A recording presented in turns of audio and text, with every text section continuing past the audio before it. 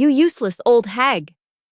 The roar ripped through the room, followed immediately by the harsh, sickening crash of a wheelchair slamming into the hardwood floor. My mother, a 58-year-old woman paralyzed on her left side, lay sprawled, face down, trembling in a puddle of spilled beer. Towering over her was Charlie, my hulking brother-in-law.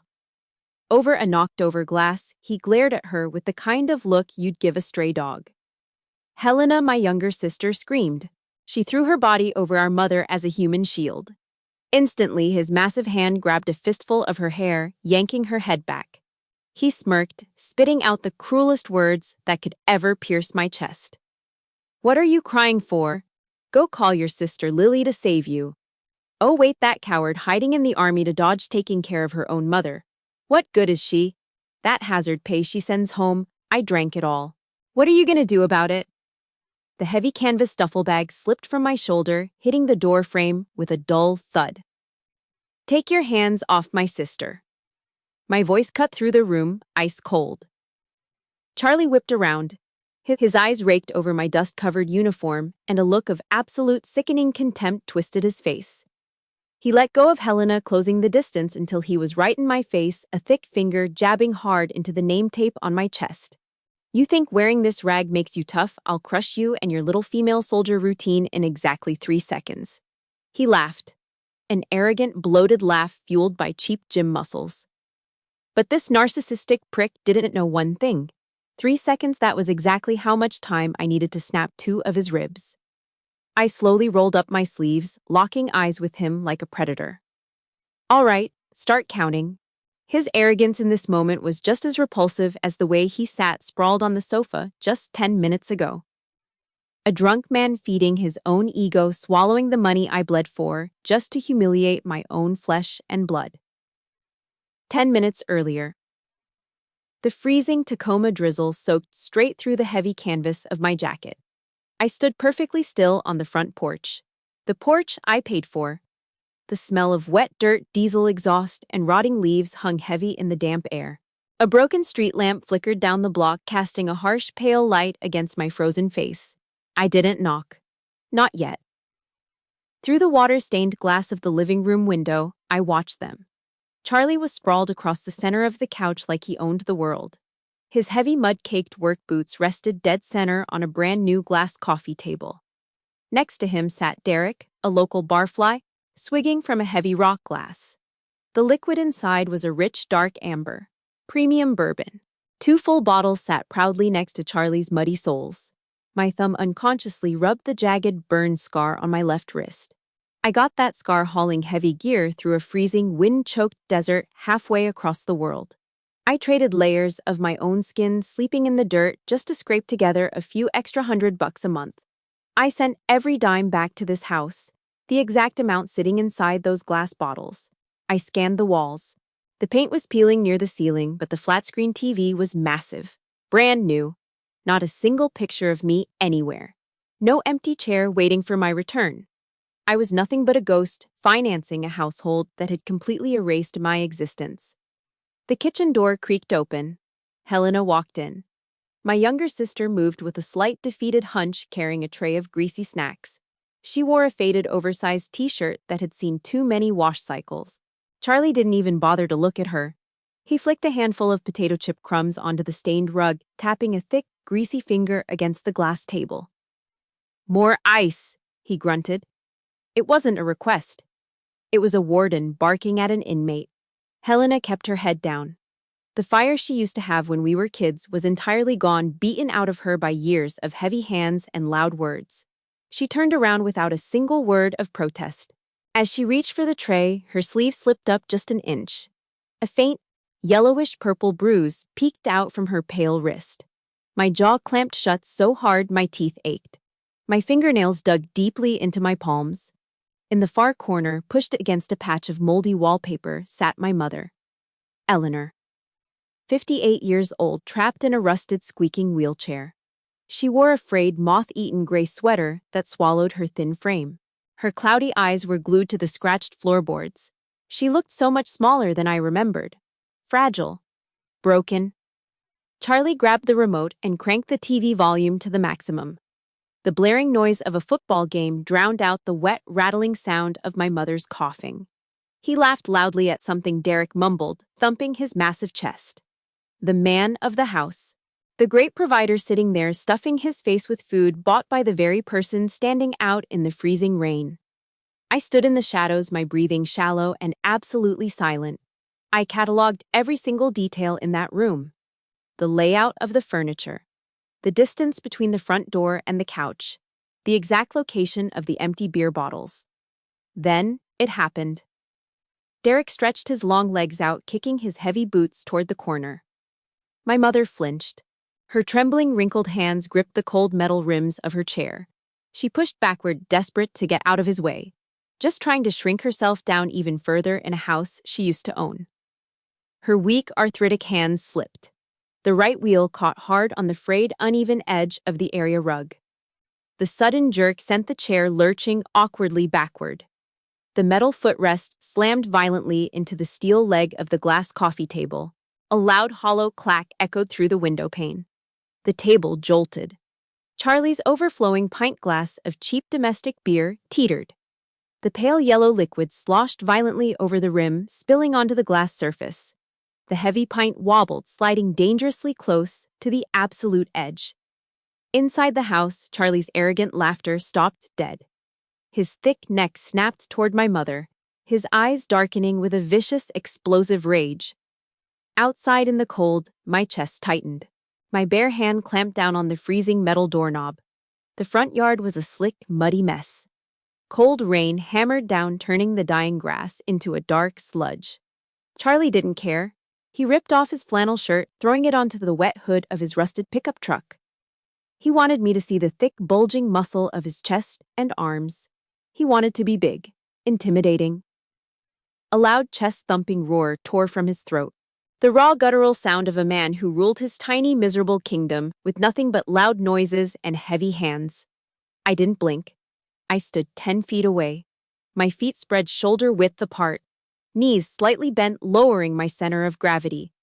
I kept my hands open, relaxed, resting near my waist. No yelling, no posturing. My eyes locked onto the slight drop of his left shoulder, his blind spot. "I'm gonna snap your damn neck," he bellowed, spit flying from his lips. He charged, over 220 pounds of pure drunken rage barreling straight at me. He threw a massive looping haymaker aimed right for my jaw. His heavy fist cut through the wet air. I didn't step back. I pivoted my back heel, slipped my shoulder just a fraction of an inch to the right. His fist missed my cheekbone by a paper-thin margin. A sharp gust of wind brought the sickening sour stench of old beer and stale sweat straight into my nose. Charlie's momentum carried him forward. He was completely off balance, stumbling into empty space. Without breaking a sweat, I drove the hard heel of my open palm straight into his extended elbow joint. A sharp, unnatural pop cut through the sound of the rain. The simple physics of leverage did the rest. The massive weight of his own body twisted against the locked joint. He went down hard, crashing face first into the cold mud. Mud splashed onto my boots. He scrambled onto his hands and knees, gasping. His face was smeared with wet dirt, his eyes wide with a frantic, animalistic confusion. He scrambled up, swinging wildly, desperately, trying to wrap his thick arms around my waist to take me to the ground. I took a half step back. He grabbed nothing but thin air. "Center of gravity is too high. Footwork is a mess," I said. My voice was flat, empty. I didn't shout. I didn't gloat. I delivered the assessment with the cold mechanical precision of someone inspecting a faulty piece of machinery. The words hit him harder than the mud. His chest heaved. The vein in his thick neck pulsed violently. That arrogant smirk was completely gone, replaced by a deep, humiliating panic. He wasn't a predator anymore. He was just a loud, sloppy drunk realizing he had finally picked a lock he couldn't break. Furious, Charlie spread his arms wide, lunging forward for a final, desperate bear hug. I ducked tight into the blind angle under his armpit. I remembered standing in the freezing rain on a concrete pad years ago, body aching, knuckles bleeding, an instructor barking in my ear. "You only strike to protect your own." The bitter irony burned the back of my throat. I learned these brutal, bone-crushing mechanics to survive against strangers. Now I had to use them to put down my own family. I brought my right hand up. Fingers squeezed tight together, rigid as a steel bar. I drove it straight forward like a hydraulic piston. Target the solar plexus, the soft, unprotected nerve cluster right below the rib cage. A hollow, wet thud echoed in the damp air. Charlie's massive body froze instantly. All the air was violently forced out of his lungs in a sharp, suffocating hiss. His eyes rolled back. His diaphragm spasmed uncontrollably, completely paralyzed. The giant crumpled. He hit the wet grass like a dropped sack of cement curling into a tight, pathetic ball. He clutched his chest, mouth wide open, desperately gasping for air that his lungs refused to take in. Through the sheer curtains of the house next door, I caught a brief movement. Arthur. He gave a single silent nod of approval. I didn't look down at the man writhing in the mud at my feet. I turned my back to the rain. I stepped up onto the wooden porch and walked straight toward the front door. The physical threat was handled. Now I had to face the wreckage he left inside. The distant wail of the ambulance siren faded down the street, carrying Charlie away. Derek, his drinking buddy, was already gone. He slipped out the back door the second Charlie hit the mud. I stepped back inside. The front door clicked shut, cutting off the cold rain. The living room was completely silent. The heavy, suffocating smell of stale beer and rubbing alcohol clung to the walls. I walked over to the wheelchair. I dropped to one knee, feeling the icy draft coming through the floorboards. I pulled a clean handkerchief from my pocket, folding it perfectly into a tight square. I gently wiped the sticky, pale beer from my mother's wrinkled forehead. Her thin, arthritic fingers reached out, grabbing a fistful of my uniform sleeve. She held on like she was drowning. "I'm sorry," she choked out. Her voice was barely a rough whisper. "I'm so sorry, Lily." I didn't answer. I just kept wiping my face, a blank wall. Behind me, the cheap wood of the TV stand scraped against the floor. Helena was kneeling on the stained rug, her hands shaking as she pulled open the bottom drawer. She didn't look at me. She pulled out a thick, messy stack of papers and dropped them onto the glass coffee table. I stood up. I walked over and looked down at the pile. Bank statements, overdue notices, final warnings printed in harsh red ink. "Charlie took your payroll card," Helena said. She kept her chin tucked into her chest, staring at the floor. Her voice was thin, hollowed out by fear. "He said you loaned it to him, for a business investment. It's all gone. Mom hasn't had her heart medication in 3 weeks." My eyes scanned the crinkled pages. The dot matrix printing laid out the brutal truth. Charges at local dive bars. A heavy bill from AutoZone for custom truck parts. Massive cash withdrawals at an off-track betting parlor. Thousands of dollars. Every single dime I saved eating awful food, sweating through cheap boots in a miserable sun-baked desert halfway across the world. It was all right here on this glass table. Gone. I looked up at Helena. The faint yellowish bruise on her wrist peeked out from under her cheap sweater. My chest felt like it was filled with crushed glass. The money I bled for didn't buy my family safety. It bought the alcohol that fueled the fists hitting my own sister. It bought the shiny boots that Charlie put on the table while my mother coughed in the corner. My thumb pressed down hard on the edge of a credit card statement. The paper sliced deep into the skin. A single drop of dark blood welled up, smearing across a $400 charge for premium bourbon. I didn't blink. I didn't feel the sting. I picked up the small orange plastic pill bottle sitting next to the papers. It was my mother's heart medication. I gave it a slight shake. The hollow, rattling sound of thin plastic echoed in the dead quiet of the room. Empty. I stood perfectly still in the center of the rotting living room. No yelling, no throwing chairs. The cold anger inside me solidified into something much heavier, something permanent. Breaking a drunk man's ribs out in the mud, that was amateur work. It felt good for about 10 seconds, but it didn't change the numbers on these papers. It didn't put the pills back in this bottle. I set the empty orange bottle down on the glass table. It made a sharp clack. My gray eyes locked onto the front window. The rain washed down the glass in thick, distorted sheets. The street was dark. Ruining a man physically was a temporary fix. destroying his entire life, stripping away his freedom, and throwing him out into the cold legally that required a different kind of discipline. I needed to make a phone call. Midnight. The freezing Tacoma air cut through my damp clothes, biting at my skin. My mother and sister were finally asleep in the rotting house behind me, exhausted from the screaming and the fear. I walked across the wet, cracked concrete of the driveway to the house next door. 3 sharp raps on the wood. The door opened immediately. Arthur Pendleton stood in the frame. He wore a faded olive green t-shirt, a long pale scar tracing a jagged line down his right forearm. He didn't ask why I was there. He didn't offer empty pity.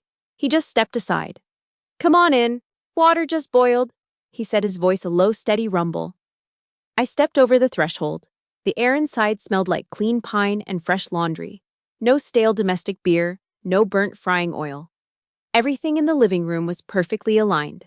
The books on the shelf sat at sharp right angles. The edge of the area rug was parallel to the floorboards.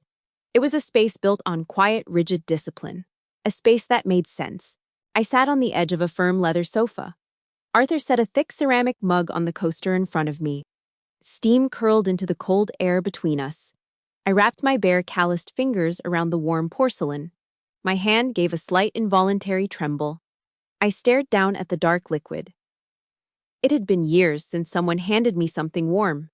Years since someone simply offered a seat instead of demanding to know when my next paycheck was hitting the joint account.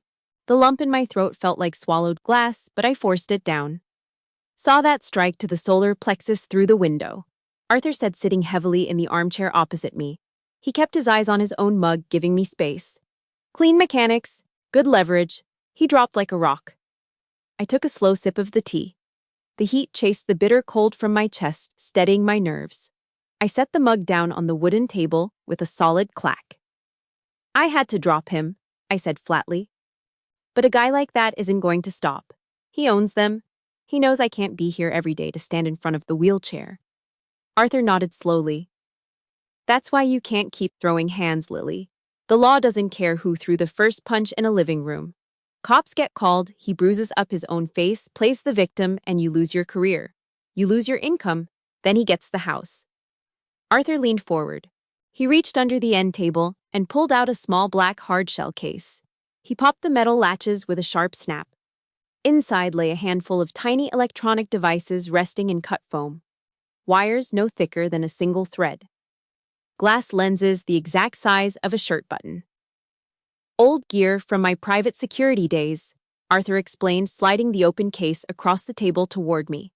"Audio and video. Battery lasts 72 hours. You need him on tape. You need to use your head, not your fists." I looked down at the tiny blinking light on the masterboard. I reached out my thumb, brushing over the smooth glass of a microlens. The desperate, suffocating anger from an hour ago completely vanished. It was replaced by cold, absolute focus. "I'm going to make his arrogance his own noose," I said quietly. I snapped the black case shut and tucked it under my arm.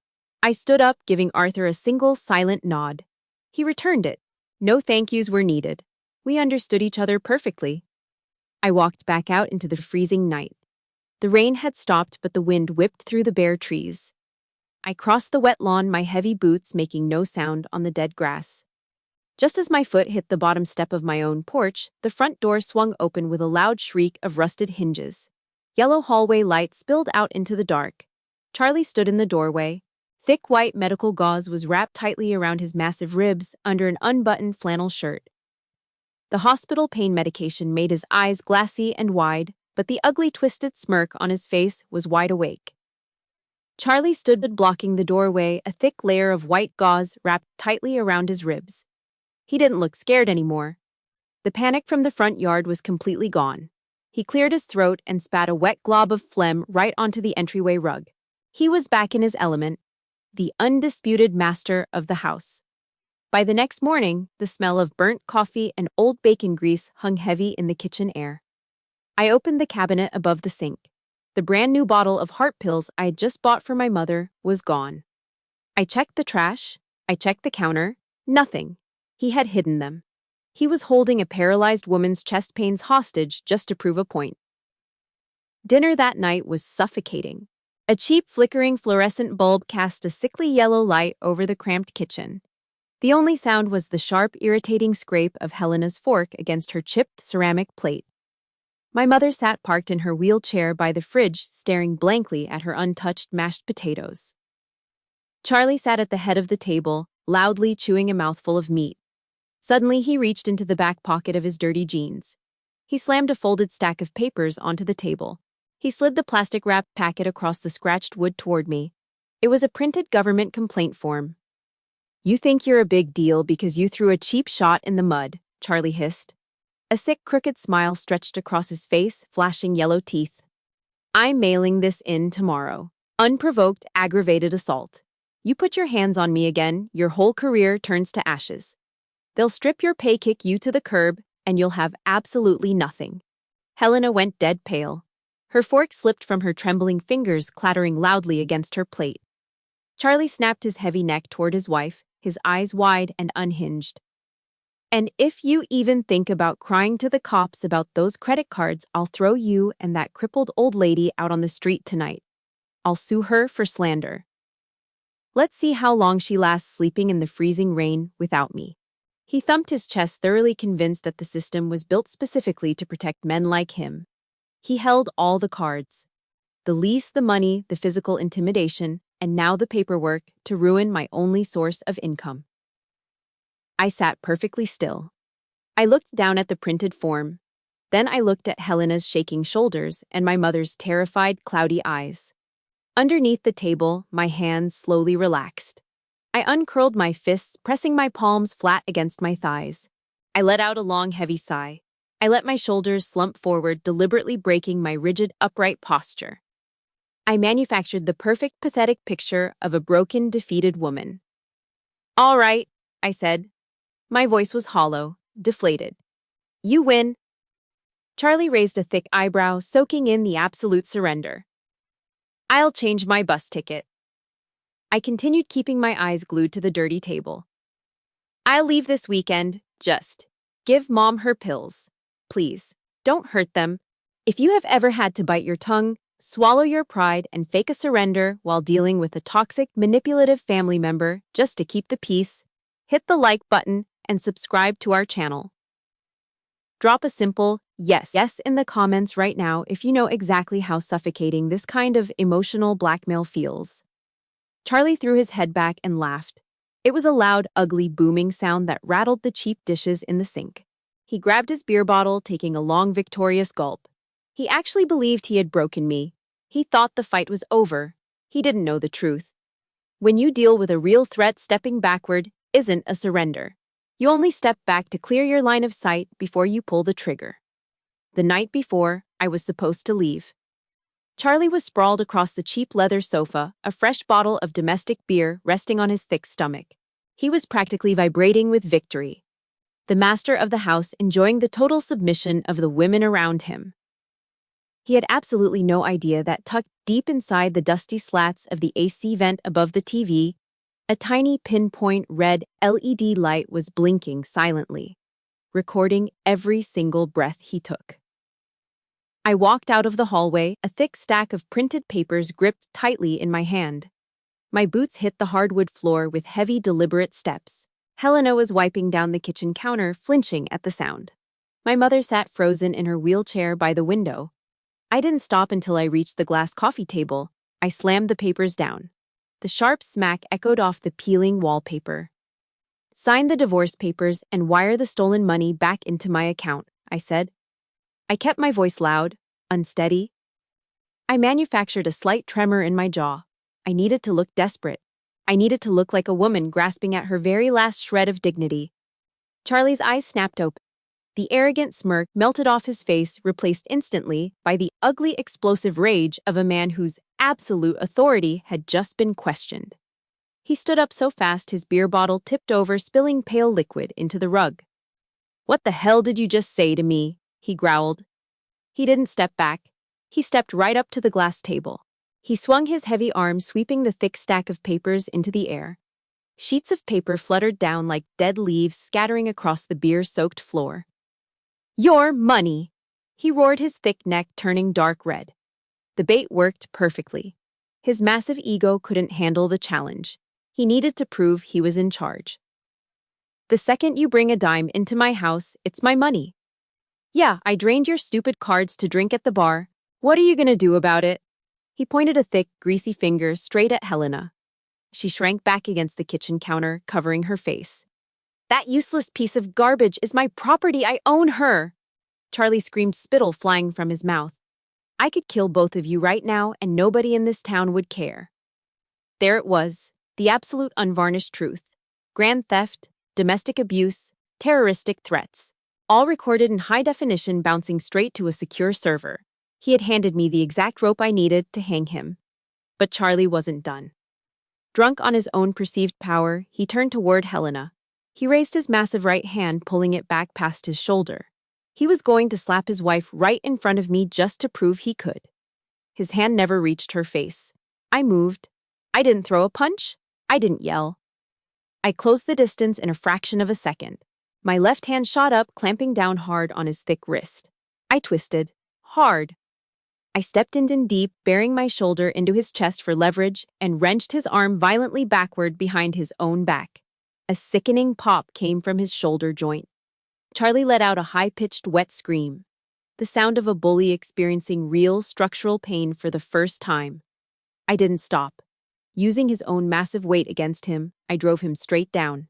He hit the hardwood floor face first with a heavy, hollow thud. I dropped with him.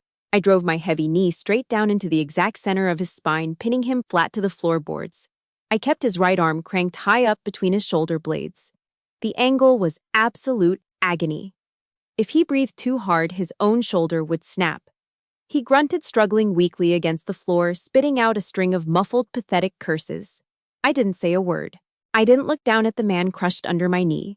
Instead, I slowly lifted my chin. I looked straight up toward the dusty AC vent near the ceiling. I stared right into the tiny blinking red light of the hidden camera. And for the first time since I stepped foot in this house, I smiled. While my knee was still grinding into Charlie's spine, a quiet notification pinged on my phone. Arthur had been watching the live feed from next door. The raw video file was already sent directly to the Tacoma Police Department. 15 minutes later, the wail of sirens cut through the dead, humid night air. Flashing red and blue lights swept violently through the thin living room curtains, washing over the peeling yellow wallpaper. The brutal, heavy footsteps of heavy boots hit the front porch. The front door was kicked open. Sheriff Kevin Reed walked in, his heavy flashlight cutting through the dim room. The moment the uniform stepped inside, the hulking, abusive monster beneath my knee completely vanished. Charlie deflated like a punctured tire. I stepped back, letting the officers haul him to his feet. "Sheriff, thank God!" Charlie gasped. His face was pale and slick with panicked sweat. He tried to force a friendly, neighborly smile, but his mouth just twitched. "It's a misunderstanding. A family argument. She's messed up from the army. PTSD. She just attacked me for no reason." Sheriff Reed didn't say a single word. He didn't ask questions. He just held up a thick, rugged tablet. On the bright screen, Charlie's own ugly voice echoed through the room. "I drained your stupid cards to drink at the bar. That useless piece of garbage is my property. I could kill both of you right now." The silence in the room was absolute. Charlie stared at the screen. The blood completely drained from his face, leaving his skin a sickly ash-gray color. His mouth opened and closed like a dying fish, but no sound came out. The fake smile was gone. The fake authority was gone. "Turn around," Sheriff Reed said. The voice was heavy, final. Charlie didn't fight. He turned around, his shoulders slumped, his chest heaving with shallow, panicked breaths. Click, click. The cold steel of the handcuffs locked tightly around his thick wrists. The sound was sharp, mechanical. The heavy, over 200-pound man immediately broke down. He started crying. Not angry tears. It was a pathetic, snot-nosed, high-pitched weeping. He twisted his neck, looking desperately toward the kitchen. "Helena, baby, please," he sobbed, his voice cracking. Tell them it was just a joke. I'm your husband. I love you." Helena stood frozen, her arms wrapped tightly around her own stomach. She didn't say a word. She didn't even blink. Desperate, Charlie turned his wet red eyes toward me. Lily, I'll pay it back every cent. Just tell them to let me go. I'm family. Please. I stood by the shattered glass coffee table, my back completely straight. I didn't laugh. I didn't mock him. I just looked at him. I looked at the snot running down his nose and the wet stain forming on the front of his jeans. My eyes held the exact same cold, flat emptiness you use when taking the trash out to the curb. It wasn't victory. It was just a necessary, long overdue cleanup. Take him out, I told the sheriff. They dragged him out the front door. I walked slowly out onto the porch, standing in the cold night air. I crossed my arms over my chest, watching them shove his massive crying frame into the cramped back seat of the patrol car.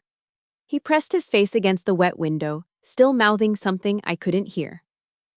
I didn't care. The heavy door of the cruiser slammed shut with a solid metallic bang. The engine roared and the red and blue lights faded down the dark, rain-slicked street. I stood on the porch for a long time. The night was finally quiet. I turned around and looked back into the house. The physical threat was gone, locked in the back of a police car.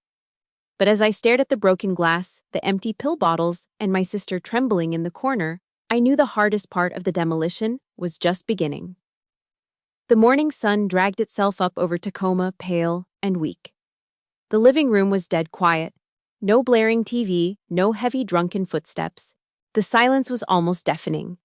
I stood in the center of the room, with a dustpan and a broom. The sharp, crunching sound of shattered glass filled the empty space as I swept up the remains of the coffee table and the empty beer bottles. I swept the dirt, the dried mud, and the stale memories into a pile. I was scraping the sickness out of this house piece by piece. By 10 o'clock, the air smelled like industrial floor cleaner and fresh printer paper. A lawyer recommended by Arthur sat on the edge of the clean sofa. Beside him sat a representative from the local women's shelter. They laid a thick manila folder on the dining table. His accounts are frozen. The lawyer said, his voice flat and professional. Based on the clear video evidence of financial extortion and physical threats, the court is moving fast. Every single cent of your hazard pay that he transferred to his personal accounts will be clawed back. The bleeding is over, Lily. I nodded once, my face completely blank. I didn't care about the money anymore. I cared about the clean cut. I looked across the table. Helena was sitting with her hands tucked between her knees, shivering in a cheap gray sweater. The lawyer slid 2 crisp white documents across the wood toward her. Divorce papers and a permanent restraining order. Helena stared at the blank signature lines like they were venomous snakes. The trauma bonding ran deep. Charlie had spent years grinding her self-worth into dirt, making her believe that without his loud voice and his paycheck, she would starve in the street. She reached out with a trembling hand and picked up the blue ballpoint pen. The plastic tip hovered an inch above the paper. It shook so violently she couldn't make a single mark. Lily? Helena choked out, a raw, wet sob breaking in her chest. If I sign this, what if he gets out? What if he comes back in the middle of the night and kills us? She was utterly broken, a hostage terrified to walk out the open door because she thought the warden was still watching. I walked around the table. I didn't offer soft words. Soft words don't stop monsters. I stood right behind her chair and placed my heavy, calloused hand flat on her shaking shoulder. I pressed down, letting her feel the solid, unyielding weight of my grip. I am right here, I said, my voice dropping an octave, solid as a concrete wall. The United States government is right here. He's not a man anymore, Helena. He's a booking number in a county jail cell. He is nothing. If you have ever had to find the courage to walk away from a toxic relationship, or if you know how hard it is to finally sign that piece of paper and take your life back, hit the like button and subscribe to our channel. Drop a "stay strong" in the comments to support anyone out there who is trying to break free today. Helena let out a long, ragged exhale. The trembling in her hand slowed down. She gripped the blue pen tighter, her knuckles turning white. She pressed the tip down hard against the crisp paper. The scratch of the pen sounded like a heavy chain snapping in half. She signed her name. Fast, angry, definite. The ink dried on the page, permanently severing the suffocating knot that Charlie had tied around this family's neck. I squeezed her shoulder once, feeling a massive, invisible weight lift off the room. Before either of us could speak, a faint, rhythmic squeak came from the hallway. My mother wheeled herself into the kitchen doorway. She was sitting perfectly straight in her rusted chair, clutching a small worn leather purse in her lap. "Lily," my mother said, her voice completely clear of the rattling cough. "Come into my room. We need to pack." 2 weeks later, the air smelled completely different. The heavy, suffocating stench of cheap domestic beer and rotting wood was gone. Instead, the sharp, clean scent of fresh paint and lavender oil filled the room. I used the recovered funds to lease a ground-floor apartment in a quiet, gated community on the outer edge of Tacoma. It was built specifically for accessibility. Wide hallways, smooth hardwood floors, no frayed, uneven area rugs to catch a wheelchair tire, no rusted front steps. Helena stood by the massive living room window. She reached up and pulled the heavy curtains back. Bright golden morning light flooded the space, reflecting off the clean floors and warming the crisp white walls. Outside, the sound of heavy truck engines on the highway was replaced by the quiet rustle of pine trees and birds. Helena took a deep breath. Her shoulders, hunched forward for so many years under the weight of Charlie's shouting, finally dropped. She looked around the spotless room, a small, genuine smile pulling at the corners of her mouth. I walked out of the kitchen, wiping my hands on a clean towel. I folded it into a tight, perfect square and set it on the granite counter. "The movers brought the new bed," I said. I walked over to my mother. She was sitting in a brand-new ultra-lightweight wheelchair, parked safely by the glass patio door. I leaned down, sliding one arm under her knees and the other around her thin back. I lifted her up. My jaw tightened. She weighed absolutely nothing. Her collarbones felt sharp against my forearm. For months she had been secretly skipping meals, terrified that eating too much would anger the man who controlled the grocery money. The physical reality of her starvation hit me like a sledgehammer. My chest burned, but I kept my face perfectly calm. I carried her into the bedroom and set her down gently on the thick mattress. She leaned back against the firm pillows. She didn't look down at the floor anymore. She looked straight at me. A single tear escaped the corner of her cloudy eye, rolling down the deep wrinkles of her cheek. "I'm not a burden anymore, am I?" she whispered. Her voice was weak, but the heavy, crushing shame was completely gone. I knelt down on the soft carpet next to the bed.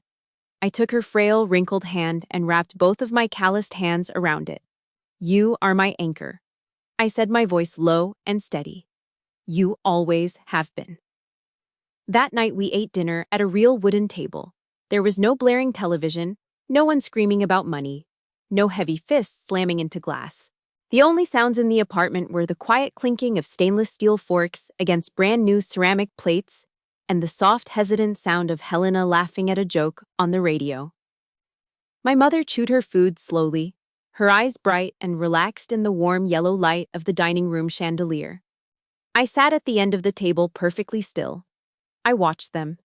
The bruises were fading. The fear was evaporating. The suffocating shadow of the man who tried to break this family was permanently erased. The air in the room was finally clean. I finished my coffee and pushed my chair back from the table. I walked down the short hallway toward the front door. In the corner of the entryway, bathed in the cool shadows, sat my heavy green canvas duffel bag. It was packed tight, zipped shut, ready. The heavy metal zipper of the canvas duffel bag shrieked as I pulled it shut. It was a sharp, final sound. It was 5 a.m. I stood in front of the small mirror by the door, running a hand down the front of my uniform. I pressed the heavy fabric flat against my chest, making sure every crease was sharp and perfect. I reached up and adjusted the small metal pin on my collar. Charlie had called these clothes a rag. He had mocked the dirt and the sweat. But standing here in this quiet, clean apartment, the uniform felt like armor. It was the discipline, the cold focus, and the strength of this uniform that had pulled my family out of the mud. Helena and my mother were waiting by the front door. There were no terrified tears this time, no frantic whispering about money or hidden pills. The air was calm. Helena stepped forward and wrapped her arms tightly around my neck. It was a solid, grounding hug. I patted her back, feeling the tension finally gone from her spine. I pulled back and looked her dead in the eye. "Be proud of yourself, Helena," I said, my voice low and firm. "Nobody is ever allowed to make you feel small again. Nobody." She nodded. Her jaw tightened, and for the first time in years, the look in her eyes wasn't fear. It was quiet, stubborn strength. I leaned down and kissed my mother's forehead. She squeezed my hand, her grip surprisingly strong. I didn't say goodbye. I just picked up the heavy duffel bag by the thick straps and slung it over my shoulder. I walked out the front door, stepping onto the clean concrete of the sidewalk. The thick, damp fog that always blanketed Washington state in the early morning was just beginning to break apart. The air was cold, but it felt incredibly fresh in my lungs. Next door, Arthur Pendleton was standing in his small front yard, a green rubber hose in his hand, watering a patch of grass.